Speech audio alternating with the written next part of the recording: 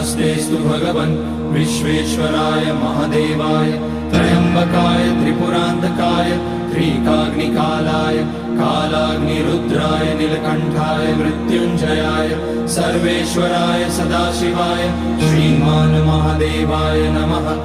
ॐ नमः शम्भवाय च मयोभवाय च नमः शङ्कराय च मयस्कराय च नमः शिवाय च शिवतराय च। ॐ त्र्यम्बकं यजामहे सुगन्धिं पुष्टिवर्धनम् उर्वारुकमिव बन्धनान् मृत्योर्मुक्ष्यमामृतात्।